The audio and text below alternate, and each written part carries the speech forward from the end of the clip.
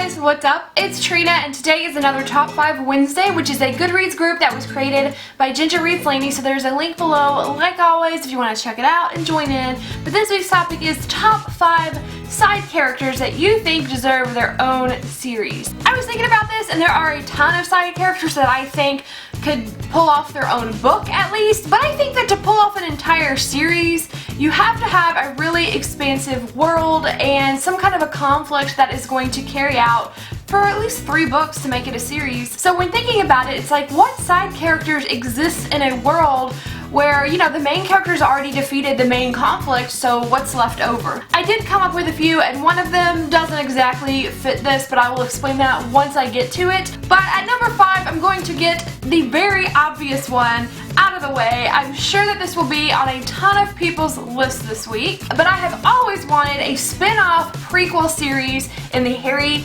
Potter universe centering around James Potter, who is Harry Potter's dad. There's so much information about James and his peers and his friend group and things that were happening at Hogwarts during James's time, basically a generation before Harry. I feel like there is so much information there that it could be expanded upon and it would make its own great series. We would have young Lupin, Sirius, James, young Peter, which no one really cares about him, young Snape and Lily. There would be like the romance angle between James and Lily. There would be the rivalry between James and Snape. You'd also have a look into a younger Dumbledore's life, a young Tom Riddle, and some of the previous Weasleys. There would be so much material there that could be explored. The only question I have is I'm not sure what the main conflict would be in a series about James. Like, Voldemort was coming into his power then and he was wreaking havoc, but we already know how he was defeated the first time. So, you know, I don't really know what you could do with that,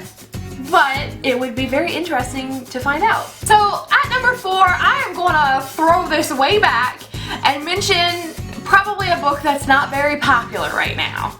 But I think that there could be an incredible spin-off series from some of the characters in Breaking Dawn by Stephenie Meyer. Yes, I'm talking about Twilight. But if you remember in Breaking Dawn, there was this whole group of vampires that were introduced in just this book. They were some of the Cullens' friends that had come to witness for them, and we meet just a ton of new characters, and I found those vampires to be like the most interesting part of this book.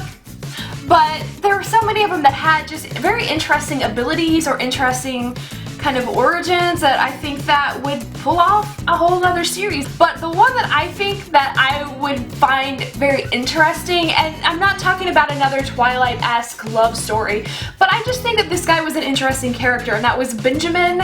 I think that was his name. I think he was from the Egyptian clan, and his ability was that he could control the elements, which was like totally unheard of. How cool would it be to read a book about a vampire that can control the elements? I mean, I don't know what kind of adventures he would get into or what the main plot would be, but that just sounds like a cool guy, and I would read about it.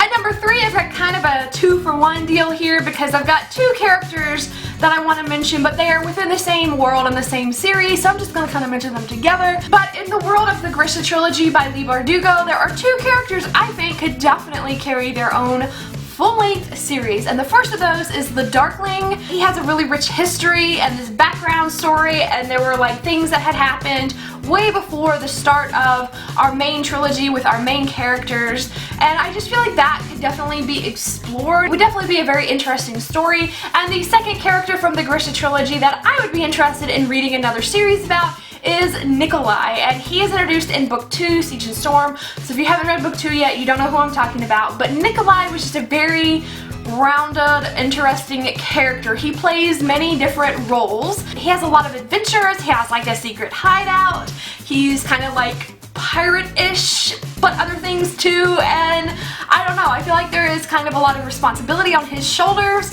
and he also goes on a lot of adventures, and those things together would just, I think that he should be the star of his own series. I would definitely read about it. I know that was 2 characters from the same world, but that just goes to show you how great of a world that Leigh Bardugo created in that series. I really thought that it was pretty expansive. She is writing a spin-off series. It's not going to be about these characters I mentioned, but it's just a great immersive world that so much more could take place in it. And number 2 on my list is a character whose name I actually don't remember, but he is from the Miss Peregrine's series by Ransom Briggs, and that is Jacob's grandfather, because Jacob learned about everything that set up book 1 through his grandfather's stories and old photographs, and I just feel like there is another story there to be told about Jacob's grandfather. And my number one character that I want to see with their own book is kind of my cheating one. I don't think that she could pull off an entire series, but she would be an amazing installment in an existing companion series. And I am talking about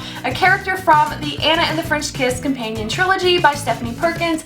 I think that there should be a 4th book centering around Meredith. And Meredith was the first friend that Anna made at the beginning of Anna and the French Kiss. Meredith introduced Anna to Sinclair, to Josh, to all of the people that Anna ends up becoming great friends with, and yet Meredith sits alone. And we actually do hear from Meredith again in some of the other books in this companion series, and Meredith is still single and alone. Everybody else is coupled up, but not Meredith, and that is not fair. Meredith deserves her own love story, I think, and I think that she would be a great addition to that series of different girls, because Anna, Lola, and Isla all have a little bit of different personalities, and then Meredith was like the athletic one. I want a book about Meredith. Why did she not get her happy ending? Like, I'm forever wanting that story. Somebody call Stephanie Perkins, because I need that book. Thank you so much for watching. Let me know if you agree with any of my choices for this topic, or what side characters that you think could pull off their own series. I'll see you in the comments. Bye!